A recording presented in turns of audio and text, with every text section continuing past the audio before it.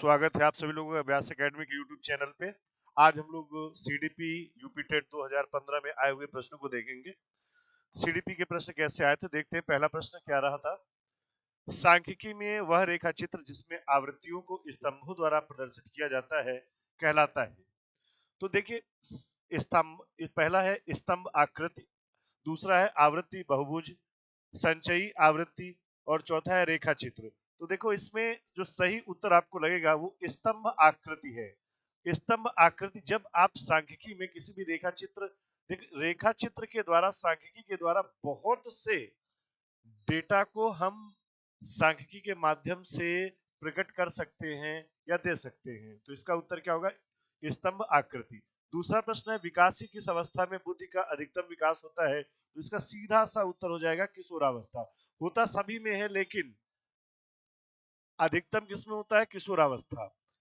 चलिए अगले प्रश्न की ओर बढ़ते हैं। एक परिस्थिति में अर्जित ज्ञान का दूसरी परिस्थिति में उपयोग कहलाता है। सीखने की विधि या सीखने में स्थानांतरण, सीखने में पठार, सीखने में रुचि। तो सीधा सा है तीसरे का भी, सीखने का स्थानांतरण यानी लर्निंग ट्रांसफर। एक परिस्थिति में अर्जित ज्ञान का दूसरी परिस्थिति में जो ट्रांसफर होता है वही क्या कहलाता है? सीखने का स्थानांतरण।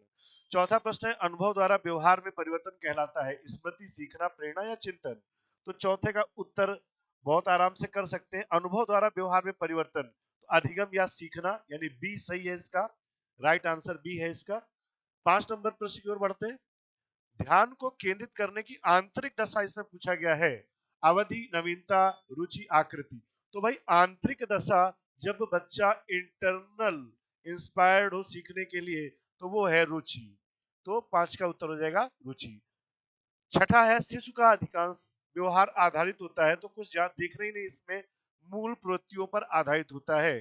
शैशवावस्था में कई बार मैंने ये चीज बताई है कि बालक का व्यवहार मूल प्रवृत्तियों पर आधारित होता है। अगले प्रश्न पे बढ़ते हैं। अंतर्दृष्टि या सूझ द्वारा सीखने के सिद्धांत में कोहलर ने प्रयोग किया था। कुत्ते पर, वनमानुषों पर, बिल्ली पर, चूहों पर। तो सीधी सी बात है, वनमानुषों पर। इनके बारे में और भी जान लें कि ये अंतर्दृष्टि के सिद्धांत को हम इंग्लिश में बोलते हैं insight theory of learning. Insight theory बोलते हैं इसको, इनसाइट थ्योरी बोलते हैं। और साथ में जो वनमानुष जो प्रयोग किया था, इसका नाम था सुल्तान। और कहां पर किया था? कैनारी नामक द्वीप पर किया था। और वहां पर एक जगह थी टेनेरिफ, टेनेरिफ नामक स्थान पे किया था। चलिए, 2 प्रयोग किए थे, एक छड़ी संबंधी, एक बक्सा संबंधी। 8 नंबर, यह आवश्यक नहीं है कि उच्च बुद्धि लब्धि वाले बच्चे में भी उच्च होंगे सृजनशीलता, अध्ययन, विश्लेषण करके या अच्छे अंक प्राप्त करने की क्षमता। 8 का जो उत्तर हो जाएगा वो आप देखें, सृजनशीलता। इसका सही उत्तर क्या होगा? सृजनशीलता। यह आवश्यक नहीं है कि उच्च बुद्धि लब्धि है तो वो बच्चा सृजनशील भी हो। अगले प्रश्न की ओर बढ़ते हैं। मनोविज्ञान का शिक्षा के क्षेत्र में सबसे बड़ा योगदान है। विषय केंद्रित शिक्षा, शिक्षक केंद्रित शिक्षा, इसके अलावा क्रिया केंद्रित शिक्षा, बाल केंद्रित शिक्षा।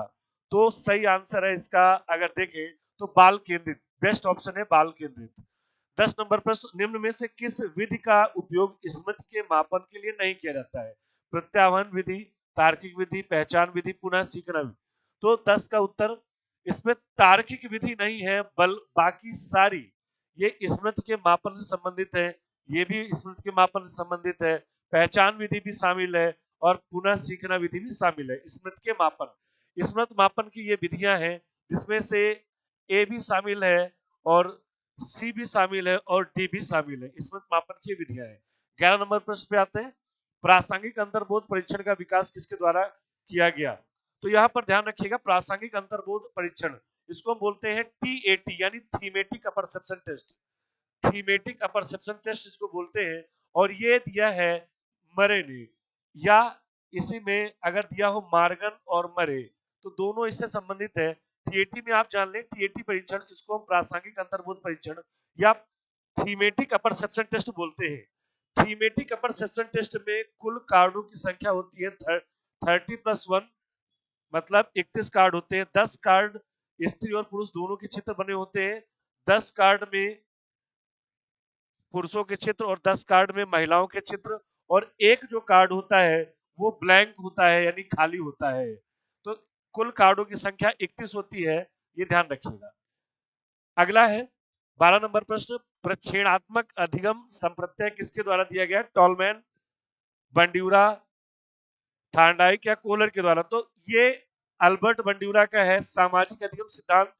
वो वही इसका ये संप्रत्यय यही कॉन्सेप्ट है, ठीक है, ये प्रेक्षण से संबंधित है ये कॉन्सेप्ट। अगले की ओर बढ़ते हैं, प्रश्न की ओर। 13 नंबर, निम्नलिखित में से कौन सा वृद्धि और विकास के सिद्धांतों से संबंधित नहीं है? निरंतरता का सिद्धांत, वर्गीकरण का सिद्धांत, समन्वय का सिद्धांत, व्यक्तिकता का सिद्धांत।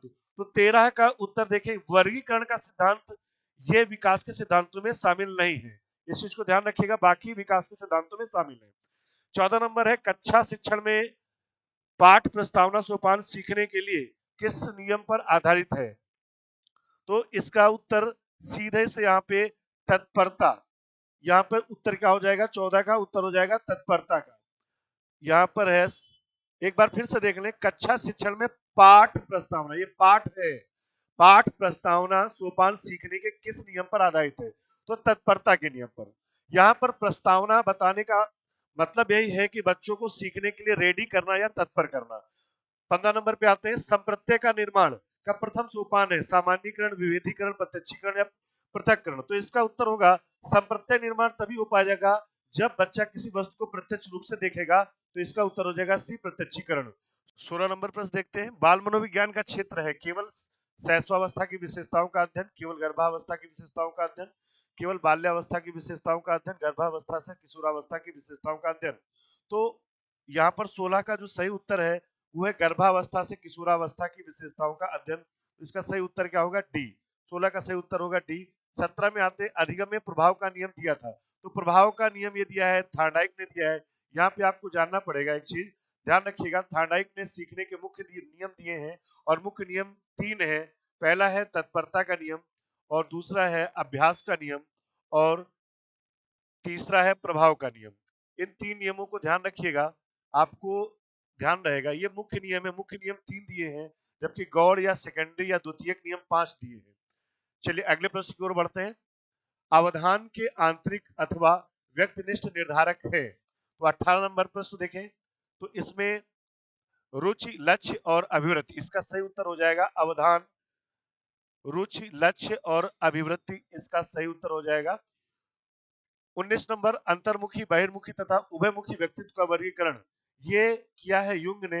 व्यक्तित्व का यह विभाजन शारीरिक आधार पर युंग ने किया है, अंतर्मुखी इंट्रोवर्ट, बहिर्मुखी एक्सट्रोवर्ट, उभयमुखी एम्बीवर्ट, ये विभाजन युंग ने किया है। और किस आधार पर? तो ध्यान रखिएगा, शारीरिक संरचना के आधार पर, शारीरिक संरचना या शारीरिक बनावट के आधार पर। चलिए अगले प्रश्न की ओर बढ़ते हैं, 20 नंबर, वह अवस्था जो कि माता के 21वें गुणसूत्र जोड़े के अलग ना हो पाने के कारण होती है वह कहलाती है। तो सीधा सा उत्तर है इसका ए, डाउन सिंड्रोम। सही इसका उत्तर होगा ए, डाउन सिंड्रोम। ध्यान रखिएगा, डाउन सिंड्रोम, जब 21वें गुणसूत्र माता के जोड़े अलग नहीं हो पाते हैं तो वो डाउन सिंड्रोम अवस्था कहलाती है। 21 नंबर, कोलबर्ग के अनुसार किस अवस्था में नैतिकता बाह्य कारकों द्वारा निर्धारित होती है? तो 21 नंबर का उत्तर पूर्व पारंपरिक अवस्था, या इसी को हम पूर्व परंपरागत अवस्था भी कहते हैं। 22 नंबर प्रश्न पे आते हैं, निम्नलिखित में से कौन सा एक सही क्रम है? तो सीधे से सही क्रम पे ही हम आते हैं। 22 का जो सही क्रम है वो है डी, अंडाणु, शुक्राणु और फिर है युग्मनज वर्गीकरण। तो ये ध्यान रखिएगा, ये पूछा जा सकता है आपसे। 23 नंबर, उदाहरण, निरीक्षण, विश्लेषण, वर्गीकरण, नियमीकरण निम्नलिखित में से किस विधि के सोपान है? तो जहां पे सबसे पहले आप उदाहरण देख लो तो सीधे से आगमन विधि की तरफ चले आओ, क्योंकि आगमन विधि पहले उदाहरण फिर नियम, जबकि नियम निगमन विधि में क्या है, पहले नियम फिर उदाहरण। चलिए 24 नंबर प्रश्न पे आते हैं, फ्राइड के अनुसार हमारे मूल्यों का आंतरिकीकरण में होता है इदम, अहम, पराहम या परिस्थितियां। तो इसमें पराअहम उत्तर होगा ईड, ईगो या सुपर ईगो, इसको हम बोलेंगे सुपर ईगो, सुपर ईगो, ये चीज ध्यान रखिएगा सभी लोग, सुपर ईगो प्रश्न पूछा जाता है को। 25 नंबर, छात्र में रुचि उत्पन्न करने की कला क्या है? शिक्षण है, सहानुभूति है, समदृष्टि है या प्रेरणा है? तो 25 का उत्तर क्या हो सकता है? तो जो सर्वाधिक उचित आंसर है वो प्रेरणा।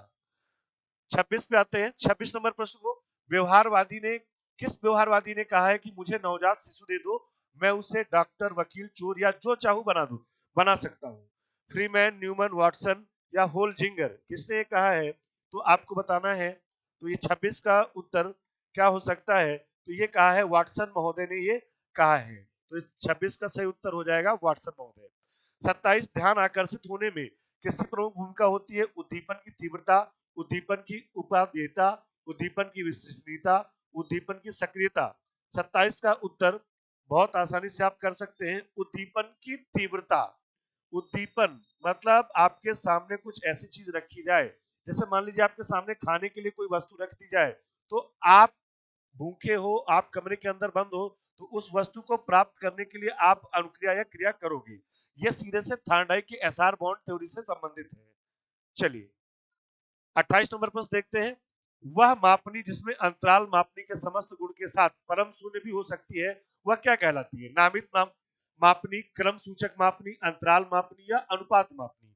तो 28 का जो सही उत्तर है वो है अंतराल मापनी। ध्यान रखिएगा, अंतराल मापनी। 29 फ्राइड के अनुसार कुछ कथन दिए गए हैं, उसमें से आपसे पूछा गया है क्या सही है। तो इसमें जो सही कथन है वह है सी, विस्मरण वह प्रवृत्ति है जिसके द्वारा दुखद अनुभवों को स्मृति से अलग किया जाता है। विस्मरण मतलब भूलना, दुखद अनुभवों को अपनी स्मृति से अलग कर देना, यह फ्राइड ने बताया है। 2015 के आखिरी प्रश्न पे आते हैं, 30 नंबर प्रश्न पे। एसओआर किसके द्वारा प्रतिपादित किया गया था? वाटसन, कोफका, कोलर या गेस्टाल्टवादी मनोवैज्ञानिकों के द्वारा। तो इसका सीधे सा उत्तर है वाटसन, एसओआर वाटसन। तो आज के लिए बस इतना ही, मिलते हैं अगले पेपर के साथ साथ।